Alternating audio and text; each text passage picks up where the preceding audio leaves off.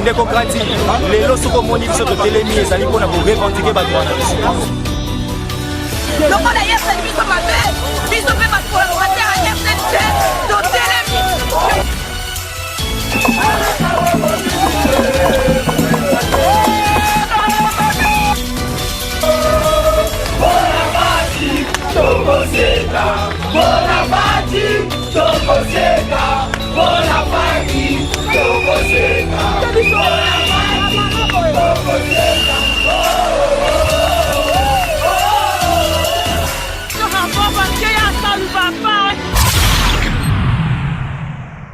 Mais ici, on a entendu tel candidat au doctorat qui n'a pas suivi le cycle normal et on lui dessert le diplôme de doctorat et puis il raconte n'importe quoi. Mais si on remarque quelqu'un qui, à peine arrivé au pouvoir, quelques mois après, ce sont des voitures de 750 000 $, des maisons partout dans toute la ville de Kinshasa, on trouve des acquisitions immobilières un peu partout, ben, on va se poser des questions. Aujourd'hui, le docteur Noël Tiani, sollicité par le chef de l'État pour travailler ensemble, quelle sera votre réaction? Et vous avez étudié là où on n'achète pas les diplômes? Moi, j'ai étudié dans des endroits où on n'achète pas de diplôme. Okay. Et je voudrais vous rappeler, j'ai une affaire personnelle avec Mokuna, donc je ne veux pas... Okay. Donc, ceux qui ont étudié et qui ont acheté les diplômes, voici la conséquence dans la gestion du pays. Vous êtes conscient que d'autres personnes achètent des diplômes? Mais bien sûr, nous connaissons les doctorats. Mais c'est dans quel pays? Son voyage à Kinshasa a créé une polémique dans la communauté congolaise, en particulier chez les combattants. La polémique n'a cessé d'enfler lorsqu'il était à Kinshasa. Le vaillant combattant, l'une des icônes du combat en France, sera mon invité dans votre émission Rendez-vous de Patriotes, ce samedi 13 juin 2020 de 14h à 16h. L'un des plus grands mouvements du combat dans la diaspora, RCK, vous l'avez deviné, il s'agit bien de Martin Sali. Et Congolais, moi, votre serviteur, Martin Sali Bongengue, je serai en live sur l'émission Le Rendez-vous des Patriotes avec le journaliste César Ngadi et Cléboa. Nous allons parler de la situation actuelle de la République démocratique du Congo. À ce jour, président du parti politique RCK. Et on sera en live pour étaler, pour répondre à toutes vos questions. Soyez branchés le samedi 13 juin à partir des 14h.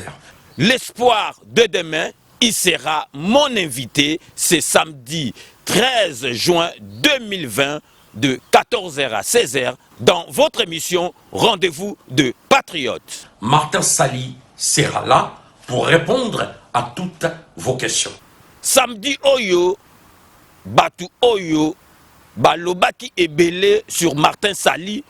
Oh Martin Sali, Akomi Moutakanambe. Oh Martin Sali, Abomi Komba. Martin Sali, Lelo Akomi, acteur politique, président ya parti politique RCK. Akozalana biso na émission na bino ya Rendez-vous des Patriotes samedi Oyo 13 juin 2020 de 14h à 16h.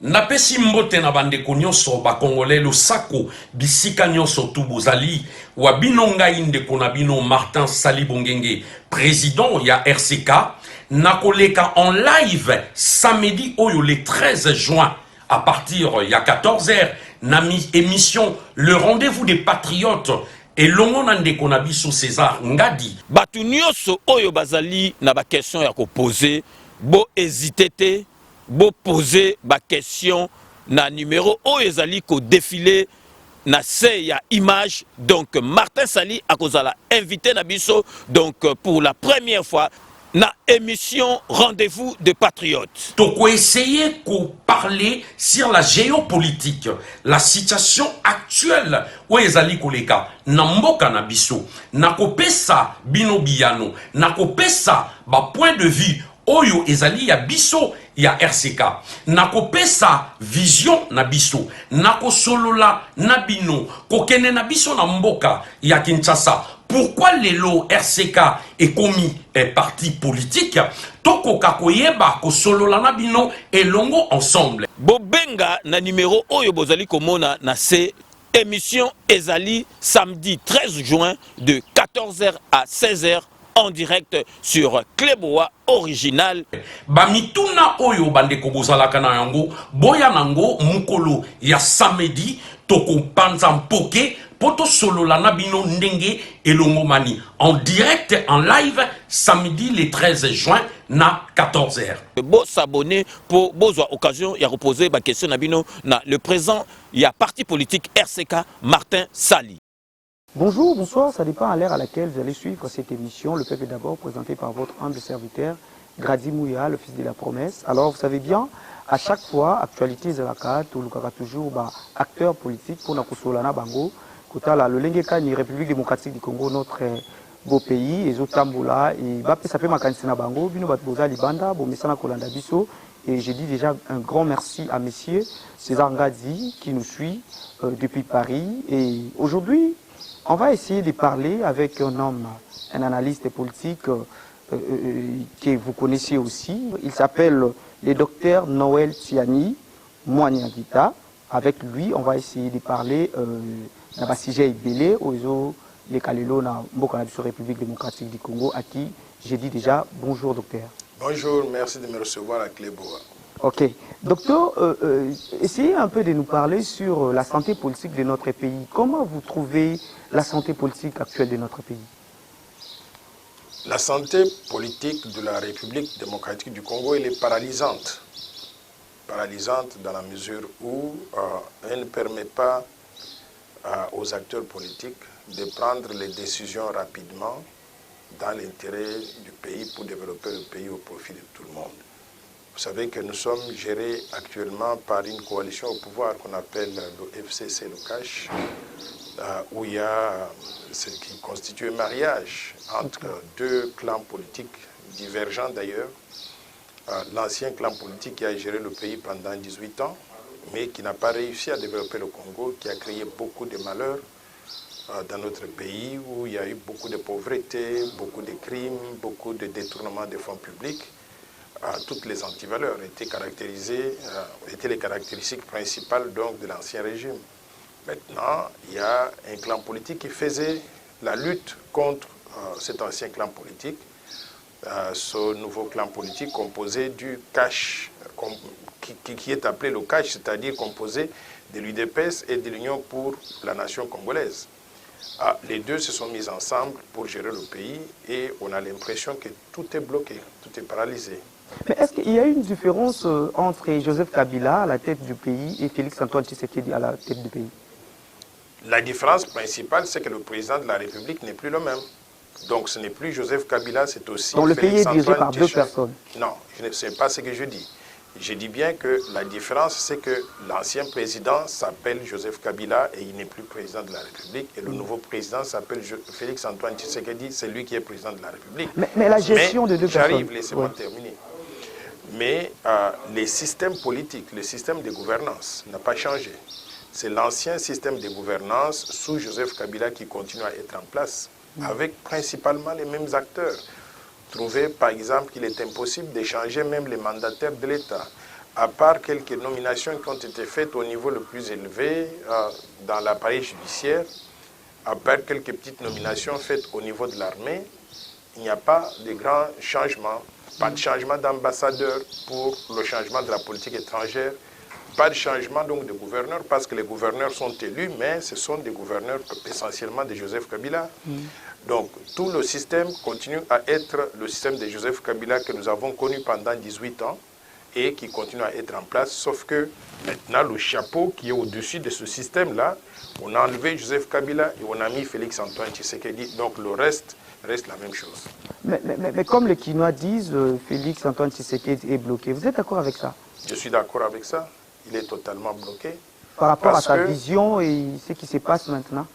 Par rapport à, comme je dis, si vous arrivez au pouvoir avec les slogans de mettre en place l'état de droit, de mettre en place la bonne gouvernance, de commencer à développer la RDC au profit de tous, mais vous n'arrivez pas à changer les acteurs et vous gardez les mêmes acteurs qui ont fait que le pays ne soit pas développé, n'ait pas l'état de droit, n'ait pas la bonne gouvernance. Qu'est-ce que vous pouvez faire? Le chef de l'État seul ne peut rien. Et s'il arrivait à changer le système, s'il arrivait à changer les hommes, il peut espérer réaliser donc sa vision. Mais pour l'instant, ce n'est pas le cas. Si vous pouvez demander quelque chose au chef de l'État qui peut nous suivre aussi dans notre site, il faut se libérer complètement pour avoir les mains libres de façon à mettre l'homme qu'il faut à la place qu'il faut et de commencer à travailler d'après sa vision pour mettre en œuvre ses programmes à lui de développement du pays. Donc, sans ses propres hommes, sans avoir un système nouveau, je peux dire au chef de l'État, toko réussir en tant que pays. Situation est à bloquer et continuer bongo jusqu'à ce qu'il y ait des changements réels. Lelo toko ndenge totala makambongo zotambola na politique, est-ce que avenir moko ya malamu entre FCC Cash politiquement? Je crois que c'est un mariage basé sur l'hypocrisie. Vous savez, quand vous avez un couple, il faut qu'il y ait harmonie dans le couple. Il faut que l'homme et la femme dans le couple voient les choses de la même façon et décident de travailler ensemble pour arriver aux objectifs que le couple poursuit. Si vous avez un homme et une femme qui regardent dans des sens totalement opposés et qui ne peuvent pas parler le même langage, mais qui disent qu'ils se marient parce que chacun doit amener ses intérêts, à la fin de la journée, ça ne peut pas réussir. J'ai peur que la coalition FCC Cash semble être bloquée par le fait qu'ils ont des valeurs différentes. Des valeurs différentes, je dis bien que l'ancien régime, sous Joseph Kabila, pendant 18 ans, était caractérisé par quoi? Le détournement des fonds publics, la prédation des ressources naturelles, les pillages de nos ressources minières par la corruption, par des crimes contre les citoyens congolais. Donc, tout cela n'a pas changé. Si vous ne changez pas tout ça, vous ne pourrez pas espérer avoir un système différent. Encore une fois de plus, si nous devons réussir, il faut que le nouveau président de la République se fasse violence. Se fasse violence pour remettre en cause le système. Et si les gens de Kabila veulent vraiment que le pays puisse avancer, puisse réussir et qu'ils ne puissent pas rester simplement dans leurs privilèges, en ce moment-là, ils devraient laisser le nouveau président de la République travailler dans l'intérêt du peuple congolais en faisant ces changements qui sont difficiles, mais qui sont faisables, qui sont réalisables pour que le pays puisse avancer. Docteur Noël Tiani, parlons un peu de la gestion de Covid-19 dans la République démocratique du Congo. Comment vous trouvez la gestion de cette pandémie? La gestion de la pandémie, pour l'instant, ne semble pas donner les résultats escomptés.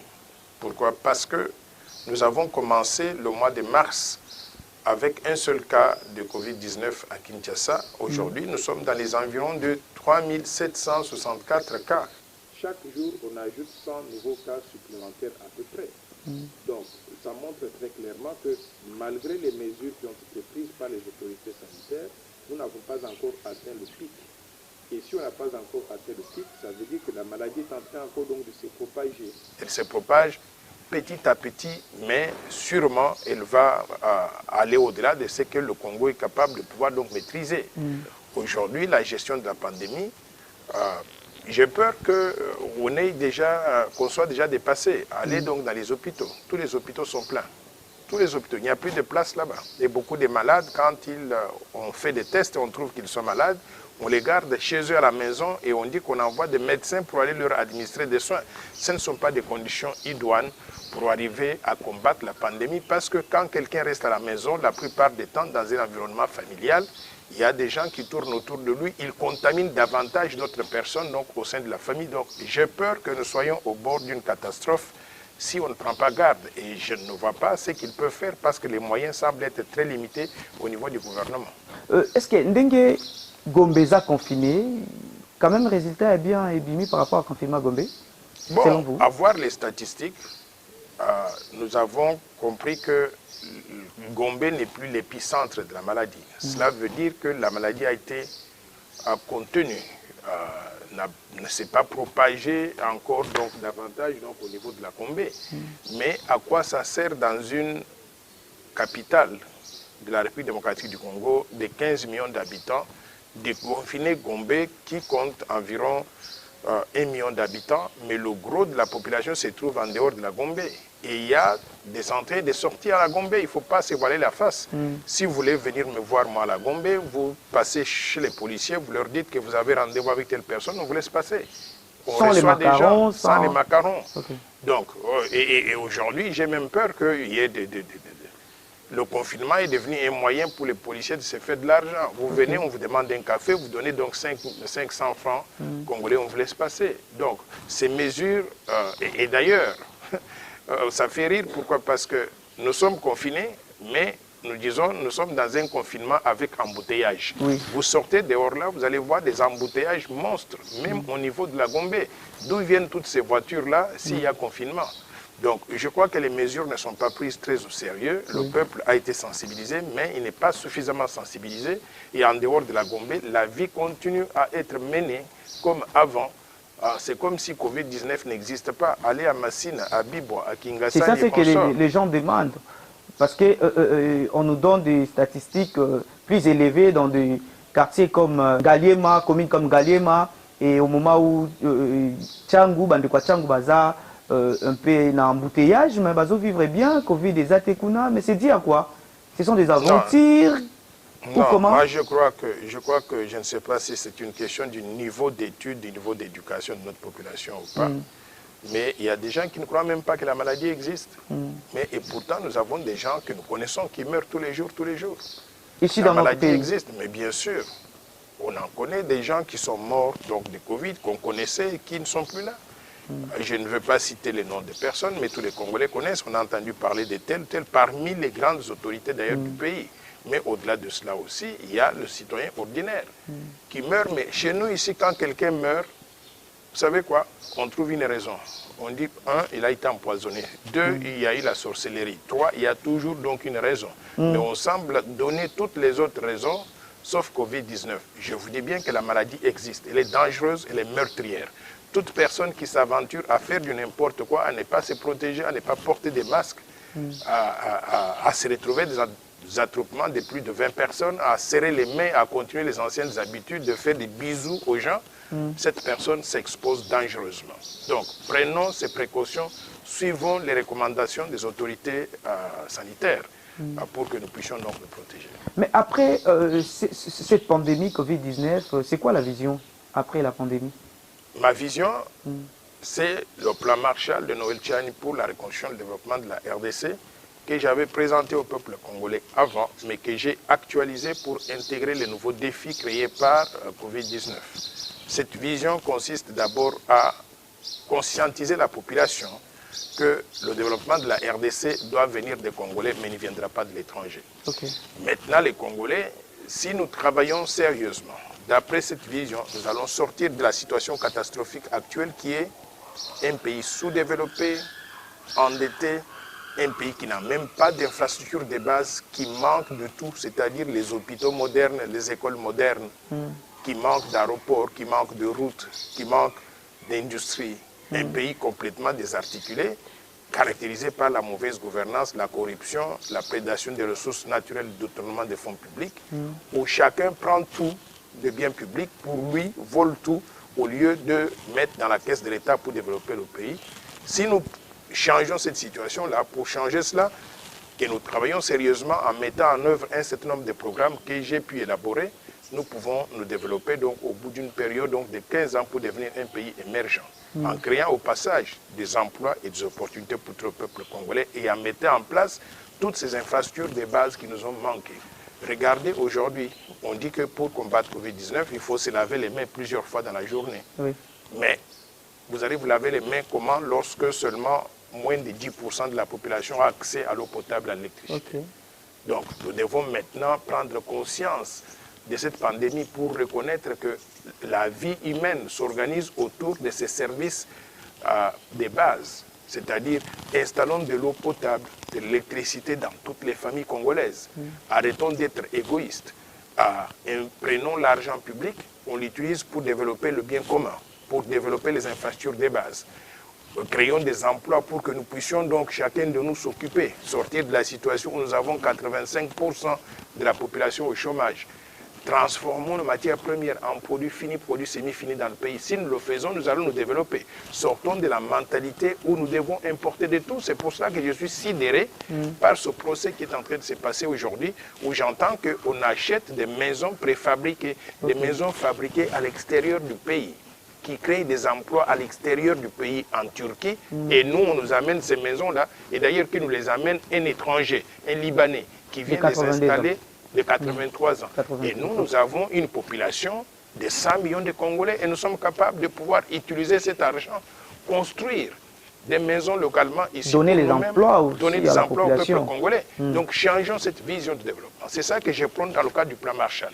Mettons le Congolais dans le siège du conducteur. Sortons de cette complaisance-là, où on pense que le tout pour le Congo doit être fait par des vieilles personnes de 83 ans qui viennent du Liban et qui viennent ici s'enrichir donc sur notre don, qui nous détournent même le fonds, les peu de fonds que nous avons. Donc, si nous faisons ces choses, je pense que le Congo va se mettre sur la voie du développement et on ne sera plus comme avant. Mais si on continue à fonctionner comme avant, en maintenant les mêmes systèmes de gouvernance comme sous Joseph Kabila, et on continue à faire la même chose avec les mêmes personnes, nous n'allons jamais nous en sortir.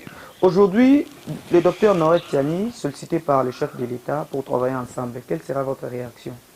Mais je pense que ce n'est pas une affaire du docteur Noël Tchani simplement, ce sera une affaire donc de tout le peuple congolais. Je dis que notre pays est en difficulté.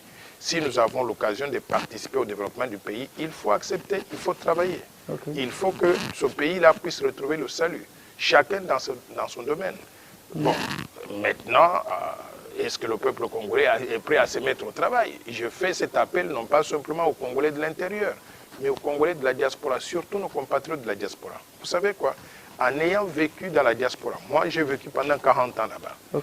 Après avoir vécu dans la diaspora, j'ai beaucoup appris. Et je suis très différent de ceux qui sont restés simplement au pays parce que je vois les choses différemment ayant été exposé à des civilisations différentes. Et vous avez étudié là où on n'achète pas les diplômes? Moi, j'ai étudié dans des endroits où on n'achète pas de diplôme. Et je voudrais vous rappeler, j'ai étudié en Belgique à l'université de Liège jusqu'à obtenir la maîtrise en sciences économiques. On n'achète pas de diplôme là-bas. Je suis allé à l'université de Grenoble en France. J'ai fait un DSS, c'est-à-dire diplôme d'études supérieures spécialisées en gestion financière et fiscalité. On n'achète pas de diplôme là-bas et j'étais sorti premier de ma classe. Je suis monté à Paris à l'Institut supérieur de gestion. J'ai étudié le 3e cycle là-bas, en finance internationale. On n'achète pas de diplôme là-bas. Je suis allé aux États-Unis, à Adelphi University, pour faire MBA, Masters of Business Administration, en banque et marché financier, où mon diplôme est signé par le chairman de New York Stock Exchange. On n'achète pas de diplôme là-bas. Et je suis revenu à Paris pour faire mon doctorat à l'Université de Paris 9 Dauphine, doctorat en sciences économiques, avec option banque et finance. On n'achète pas de diplôme, j'ai eu le doctorat avec la mention très honorable, félicitations du jury, autorisation de publier. Et je suis retourné donc à Harvard aux États-Unis pour faire le programme postdoctoral en leadership et management que j'ai obtenu, donc j'ai obtenu le diplôme avec grande distinction. On n'achète pas de diplôme là-bas. Donc partout où je suis passé, j'ai été un étudiant modèle. J'ai obtenu mes diplômes et je les mérite. Donc ceux qui ont étudié et qui ont acheté les diplômes, voici la conséquence dans la gestion du pays. Vous êtes conscient que d'autres personnes achètent des diplômes? Mais bien sûr, nous connaissons les doctorats. Mais c'est dans quel pays là? Malheureusement, dans notre pays, en République démocratique du Congo, je ne sais pas si d'autres pays font le même système qu'ici, mais ici on a entendu tel candidat au doctorat qui n'a pas suivi le cycle normal et on lui dessert le diplôme de doctorat et puis il raconte n'importe quoi. Et on a entendu qu'il y a ce qu'on appelle donc des points sexuellement transmissibles ou bien de copinage au niveau des universités. Nous devons changer notre système éducatif. Quand on obtient le diplôme de cette façon-là, on n'est pas préparé pour travailler, pour être au service du pays. Ça ne sert, on se fait des illusions. On pense qu'en obtenant le diplôme, c'est fini. Mais la vraie formation, c'est celle que vous avez dans la tête. Et vous ne pouvez l'avoir dans la tête que si vous avez étudié, vous avez souffert comme tous les étudiants pour arriver à obtenir vos points correctement et apprendre. L'objectif n'est pas d'avoir des points seulement. L'objectif, c'est d'apprendre. Si vous avez appris, vous pourrez être utile à vous-même d'abord, mais également à votre famille, mais également à votre pays. Mais si vous avez juste acheté des diplômes, vous vous trompez. Parce qu'à la fin de la journée, vous allez entrer dans les fonctions publiques. Tout ce qu'ils savent faire, c'est détourner, prendre toute la caisse de l'État et puis commencer à essayer de s'enrichir de façon accélérée. Et ce n'est pas ça l'objectif Moi, j'ai étudié avec la bourse du gouvernement congolais. Okay. J'étais envoyé par le gouvernement du Zaïre. Malgré le fait que Mobutu a été mauvais président de la République, il y a eu une petite vision à l'époque de former les Congolais. Moi, j'ai terminé le secondaire, on me donne la bourse, on me dit allez étudier à l'étranger, vous apprenez, comme ça quand vous terminez, vous allez revenir ici, vous mettre au service de votre pays, développer votre pays. J'en ai profité pour obtenir 15 diplômes après le diplôme d'État dans des grandes universités du monde. C'est une très bonne chose. Si tous les autres Congolais pouvaient faire la même chose, et surtout ceux qui sont dans la diaspora, s'ils peuvent en profiter pour étudier, apprendre, je crois que notre pays va pouvoir en bénéficier et aller de l'avant. Docteur Noël Tiani, quelle lecture faites-vous sur l'état des droits dans le pays? L'état des droits n'existe pas encore comme on le souhaite, mais il y a des efforts maintenant qui sont menés pour installer cet état de droit. Il y a des résistances. Vous savez, quand on a vécu dans un système mafieux, ce système mafieux s'est enraciné. Il y a des racines donc très, très fortes. Donc quand vous essayez de changer les choses dans un sens, il y a résistance parce que ceux qui bénéficiaient de ce système mafieux continuent donc à tirer le Congo vers le bas pour empêcher que l'état de droit ne s'installe. Je voudrais saluer les efforts qui sont menés aujourd'hui. Déjà, au niveau de la haute magistrature du pays, j'ai vu qu'il y a quelques changements qui ont été effectués. Ce n'est pas suffisant. Il faut descendre maintenant au niveau de tous les tribunaux, cours et tribunaux, faire ces changements-là jusqu'au plus petit, donc des greffiers et consorts. On n'est pas encore là, mais ça commence. Et je voudrais encourager les autorités à aller dans ce sens-là. Et je veux aussi qu'on puisse prêcher par l'exemple. C'est pour ça que je suis avec intérêt le procès Vital Kamerhe et M.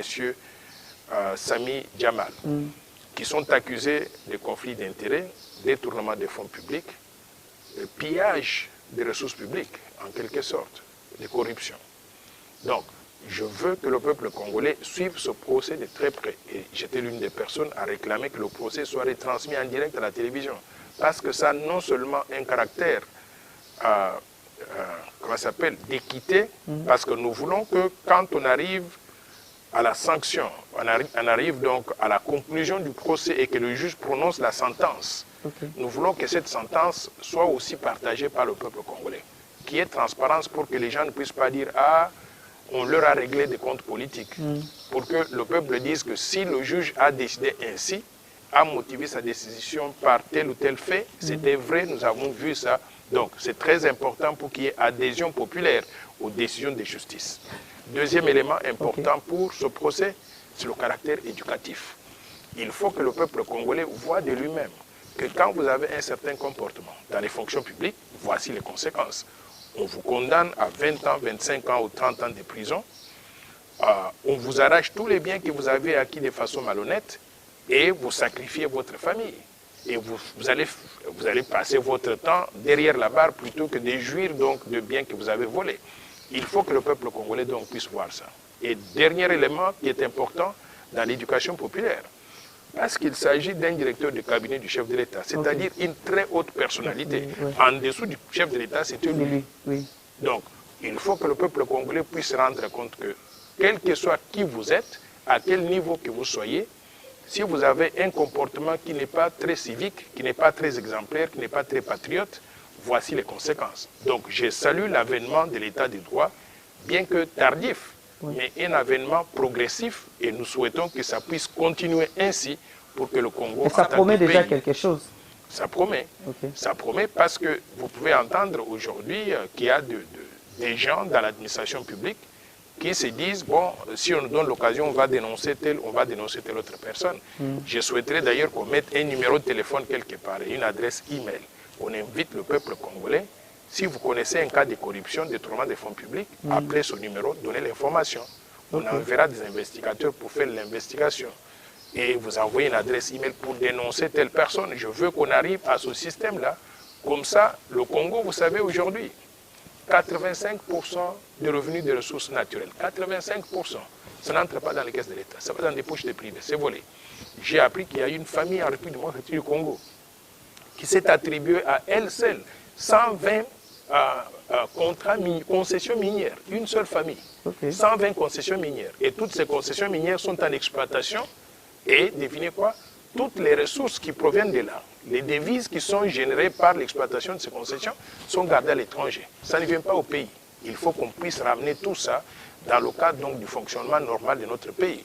Ce procès a aussi révélé une chose, que l'administration congolaise ne fonctionne pas.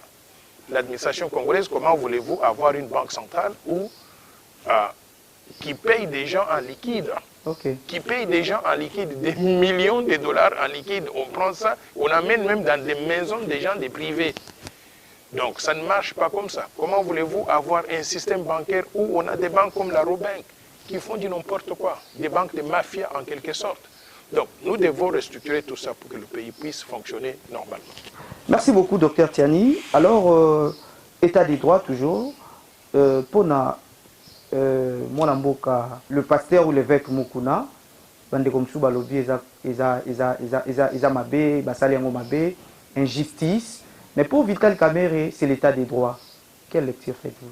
J'ai une affaire personnelle avec l'évêque Mukuna, donc je ne veux pas que les gens puissent penser que j'ai dit ceci parce qu'on a eu un antécédent. Donc je ne veux pas parler de ça, je laisse là aux autres. Okay. Maintenant, en ce qui concerne Vital Kamerhe, c'est l'état de droit. Pourquoi? Parce que, vous savez, ce ne serait pas l'état de droit s'il était accusé injustement. Ce n'est pas un procès politique. J'arrive. S'il était accusé injustement, on arrive au tribunal, par exemple, je vous donne l'exemple. Si je prends le jeune homme ici et je l'accuse donc d'avoir volé $1 milliard, est-ce que c'est crédible? Il faut les gens, tout le monde va dire, mais tiens, ce jeune homme, où est-ce qu'il a pu avoir $1 milliard? Vous le regardez, vous voyez ses chaussures, ce ne sont pas des chaussures donc qui coûtent $1 million.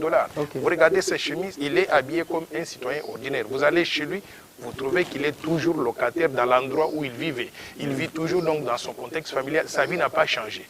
Je ne serais pas crédible de l'accuser d'avoir volé $1 milliard.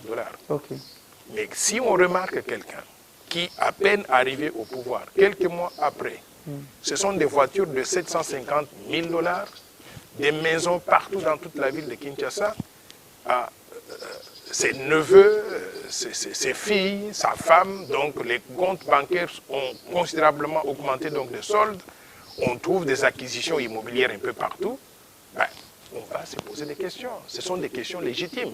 On demande, mais où est-ce que vous avez trouvé cet argent? Oh non, mais je me suis marié, mais j'ai reçu des cadeaux de plus de $800 000 donc en liquide. Vous savez, quand on compare avec d'autres événements similaires, par exemple le joueur célèbre, là, Lionel Messi, il a fait un grand mariage. Il a invité donc les célébrités. Et vous savez combien il a obtenu à la fin de son mariage comme cadeau? 24 500 €.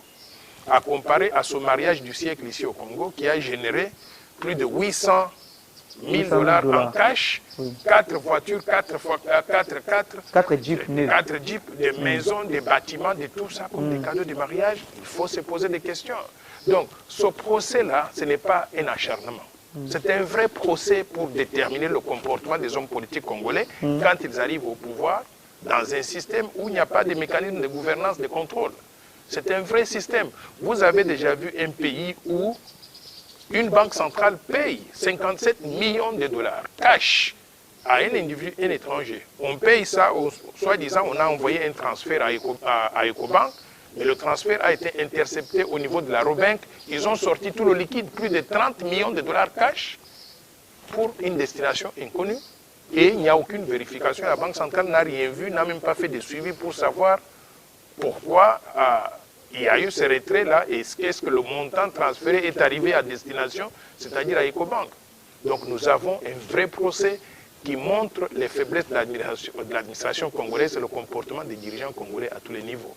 Nous voulons utiliser ce procès-là pour punir les gens comme il se doit, montrer l'exemple, montrer à tout le peuple congolais que voici, si vous faites un comportement de ce genre-là, voici les conséquences. Donc, ce n'est pas un acharnement politique, c'est un vrai procès de corruption, de conflits d'intérêts, de détournement des fonds publics. Vous avez parlé du Banque centrale, essayez un peu de toucher sur le point de stabilité de notre monnaie. Que faire pour stabiliser notre monnaie? Vous savez que le rôle d'abord d'une banque centrale, c'est de concevoir et de mettre en œuvre la politique monétaire, ayant pour objectif d'aboutir à une monnaie stable. Et une monnaie stable, ça veut dire aussi des prix stables, préservation du pouvoir d'achat de la population. C'est l'une des missions de la Banque centrale. Deuxième mission, c'est de superviser le système bancaire. C'est-à-dire, nous avons des banques commerciales On ne les laisse pas comme des électrons libres, on les surveille. On leur donne des règles qu'elles doivent suivre. On leur dit par exemple, vous ne pouvez pas autoriser des retraits de plus de 10 000 $ en cash parce que si vous faites ces choses-là, l'argent va être utilisé pour des activités de financement du terrorisme, de blanchiment d'argent, pour des activités donc criminelles, ainsi de suite. Là. Okay. Il y a des raisons pour lesquelles ces règles ont été mises en place. Troisième mission de la Banque centrale, vous trouverez que la banque gère les fonds publics, c'est-à-dire toute la caisse de l'État, on confie à la Banque centrale, on dit vous gérez ça, vous devez bien gérer ça dans l'intérêt du peuple congolais. Et enfin, la banque a comme mission d'être le conseiller économique et financier du gouvernement. Quand on regarde toutes ces missions de la Banque centrale, elles ne sont pas remplies à la satisfaction du peuple congolais aujourd'hui. Pourquoi? Parce que stabilité monétaire, ça n'existe pas. Nous avons, au début du mois de mars, $1 qui s'échangeait à 1600 francs congolais. Okay. Aujourd'hui, nous avons $1 qui s'échange à pratiquement 2000 francs congolais. Okay. 1920, 1950. Okay. Voilà, près de 2000 francs congolais. Donc la monnaie perd des valeurs. Et quand il y a perte des valeurs de la monnaie, surtout dépréciation monétaire par rapport aux devises étrangères, il y a augmentation des prix parce que la plupart de nos biens sont importés, les prix sont fixés en dollars, même si on les convertit en francs congolais. Maintenant, quand il y a augmentation des prix, il y a perte du pouvoir d'achat de la monnaie, de la population. Pourquoi? Parce qu'en début du mois, si le sac de maïs coûtait 20 000 francs, avec la dépréciation monétaire, le même sac de riz revient à 40 000 francs. Vous ne pouvez plus acheter que la moitié de ce que vous avez en début du mois, si vous avez gardé le même salaire. Donc, maintenant, qu'est-ce qu'il faut faire pour arriver à mettre... Qu'est-ce qui cause d'abord ça? Ce qui cause ça, c'est la dépréciation monétaire. Mais la dépréciation monétaire, elle est causée par quoi? Elle est causée par le fait que le gouvernement recourt à la planche à billets à travers la Banque centrale pour imprimer de l'argent qui n'est pas soutenu par la production. Okay. Et quand on imprime trop d'argent, les francs congolais, qui n'ont pas de contrepoids au niveau donc, de la production, on a trop de billets. Et c'est trop de billets. Maintenant, quand vous voulez acheter $1, on vous demande plus de francs congolais. Ça veut dire que vous perdez le pouvoir d'achat. Maintenant, qu'est-ce qu'il faut faire pour arriver à mettre fin à tout ça? Il faut qu'il y ait déjà une vision au niveau du pays. Okay. La vision semble être trébuchante. Il faut qu'il y ait une politique économique et budgétaire au niveau du gouvernement. Cette politique-là ne semble pas être sérieuse. Pourquoi? Parce que notre gouvernement, à la fin du mois d'avril, avait prédit d'avoir un excédent budgétaire de 34 milliards de francs congolais. À la place d'avoir cet excédent budgétaire, on a réalisé un déficit budgétaire de 620 milliards de francs congolais. Ça veut dire que le gouvernement a dépensé trop d'argent par rapport à ce qu'il avait dans la caisse. Okay. Et la différence est financée comment? À travers la planche à billets. Et c'est ça qui entraîne donc la dépréciation monétaire. Maintenant, il faut aussi qu'il y ait une bonne politique au niveau de la Banque centrale. Politique monétaire et d'échange. La banque semble être préoccupée à faire des petites opérations des magouilles avec les Sidi Diama, avec des Libanais, au lieu de conduire la politique monétaire et donner au peuple congolais une monnaie stable. Donc c'est la combinaison de tout ça qui fait que nous n'avons pas une monnaie stable et nous n'avons pas une politique économique et budgétaire crédible. Maintenant, qu'est-ce qu'il faut faire? Ce qu'il faut faire, c'est retourner à ce que j'appelle les basics. Okay. Les basics, c'est déjà commencer à reconnaître que les gens qui sont des acteurs principaux pour conduire la politique économique, budgétaire, la politique monétaire et d'échange, ne savent pas ce qu'il faut faire. Parce que s'ils savaient, ils l'auraient fait, ils ont échoué. Il faut les remplacer. Il faut remplacer, mettre l'homme qu'il faut à la place qu'il faut et demander à ces nouveaux hommes-là d'amener des politiques différentes par rapport à ce que nous avons aujourd'hui et le Congo pourra donc redémarrer. Merci beaucoup, Dr Noël Tiani, d'accepter notre invitation. Nous sommes arrivés à la fin de notre émission. S'il y a un message que vous pouvez lancer à tout le peuple congolais qui nous ont suivis, et pose un message Nini. Je dirais à nos compatriotes que notre pays traverse une situation extrêmement explosive, très difficile. Et si nous ne prenons pas garde, nous allons nous retrouver donc avec un pays en lambeaux. Vous entendez tous les jours des assassinats, des empoisonnements, des gens qui meurent de Covid. On ne va pas sortir de cette situation sinistre sans vision, sans stratégie. Nous devons avoir une stratégie, bien comprise, une stratégie de développement pour commencer à développer le pays au profit de tous.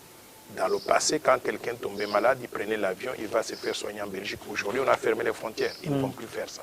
Développons des hôpitaux au niveau du pays. Ok. Avant, on achetait nos diplômes donc à l'intérieur du Congo qui ne valent absolument donc rien. Et vous avez vu aujourd'hui que ces diplômes-là ne nous ont amenés nulle part parce que les gens ne sont pas préparés comme il faut. Développer le système éducatif à l'intérieur de la RDC pour qu'on ait des diplômes de valeur, des gens bien formés qui puissent gérer le pays comme il se doit. Vous savez, dans le passé, on importait toute la nourriture. Aujourd'hui, on ferme les frontières, vous ne savez plus importer quoi que ce soit, vous allez mourir de faim. Développer l'agriculture, l'élevage et la pêche, et aussi l'industrie agroalimentaire pour que nous puissions produire localement tout ce dont nous avons besoin pour notre consommation. Et de ce fait-là, d'ailleurs, on va créer des emplois dans les milieux ruraux où vivent à peu près 60-70% de la population congolaise. Dans le passé, on exportait toutes nos matières premières sous forme brute vers l'extérieur. Aujourd'hui, le monde extérieur, là où on exportait nos matières premières, la Chine, l'Union européenne, les États-Unis, ce monde extérieur est en récession qui va prendre beaucoup d'années. Alors, pourquoi ne pas développer l'industrie locale pour transformer certaines de nos matières premières en produits finis, produits semi-finis, pour que nous puissions aussi utiliser ces produits-là pour notre consommation, mais également pour vendre à d'autres pays et gagner de l'argent. Donc, ayons une vision de développement. Ne fonctionne pas comme on a fonctionné jusqu'à présent, donc avec des yeux fermés, des yeux bandés. Moi, je vous propose donc une vision de développement. Je l'appelle le plan Marshall de Noël Tchani pour la reconstruction et le développement de la RDC. C'est une véritable vision conçue avec une main experte. Je l'actualise actuellement pour intégrer les nouveaux défis causés par Covid-19. Elle est pratiquement terminée, cette vision. Prenons conscience de ça, mobilisons-nous autour de ça, mettons ensemble cette vision de développement en œuvre. Si nous le faisons, nous allons répondre aux différents défis de développement que rencontre notre pays et nous allons devenir un meilleur pays, un pays dont nous serons tous fiers et qui va créer des emplois et des opportunités, pas pour quelques-uns, mais pour tout le peuple congolais. C'est faisable. Et pour cela, si vous voulez contribuer à cet effort que je suis en train de diriger, de conscientisation, mais également à cet effort donc, de mise en œuvre de la vision de développement au moment opportun, je vous invite à pouvoir nous contacter. La force du changement, c'est le regroupement politique donc, que je préside. Le numéro de téléphone, c'est plus 243 85 210 22 22. Ou bien aussi envoyez-moi un email à l'adresse suivante noeltchanim@gmail.com. Noël, Noel, TSHIANIM @gmail.com. Je vous remercie. Merci beaucoup, docteur Noël Tchani, pour votre disponibilité. C'était bien l'émission Le Peuple d'abord, présentée par votre humble serviteur Grady Mouya, le fils de la promesse. Merci, vous étiez nombreux à suivre cette émission. Merci à le boss grand prêtre César Ngadi qui nous a suivis aussi. Merci à la famille Nzemba, donc maman Emilie Nzemba et tous Pépélé Yambetolo. Merci à Chantal Monga, Donkis. Merci à Alain Katanga. Merci Nabino Nyonso. Oui, émission Oyo, il est quand même na lingala, mais les autres qui te mettent au salon en français parce que tu as tout invité Nabiso à l'aise dans plateau Nabiso. Alors, on a Nabino Tokutani na numéro Oizoya. Au revoir, bye. C'est la TV et yena makambu ya sikali susu. O ba chaîne ya France eza na kati. Ba chaîne ya Congo eza na kati. Ba chaîne ya Londres eza na kati. O ngomona makambu ya politique ya sika. O parti AA eza na kati. O parti BB. O CFAIO eza na kati. Ya la TV. Bouquet comme ya muke boye. O tina poche voyager na ngokeno partout lingi. Na bouquet na la TV. La TV. Mais ma biso n'engozo mais ma biso wana 4K. Machine ma daka. la TV. Bienvenue dans le monde de la TV. la TV est le décodeur qui vous permet de suivre les chaînes du Congo en direct de la diaspora.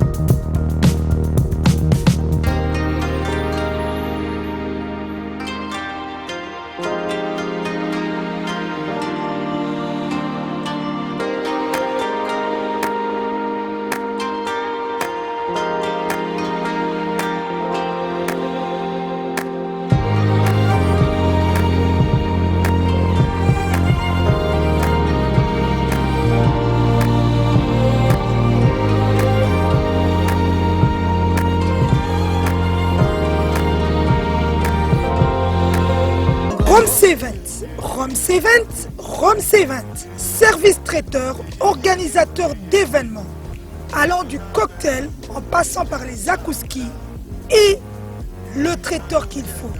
Vous avez toutes les spécialités africaines, européennes, asiatiques, du monde entier. Quel goût, quelle perfection, quelle propreté. La dégustation est au rendez-vous grâce à Rhum C20. Vous savez les contacter au 0032 465 22 11 72. Rhum C20, le meilleur dans son domaine.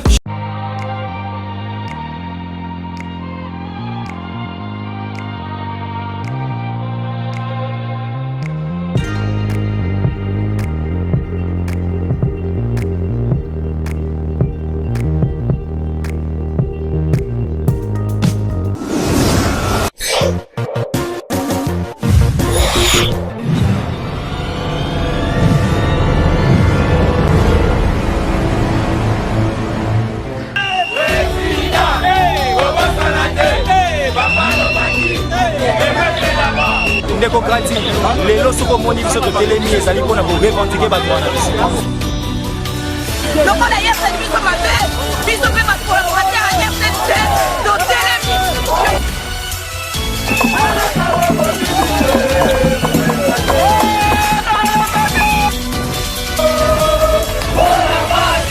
Tokoseka, bona bati, tokoseka.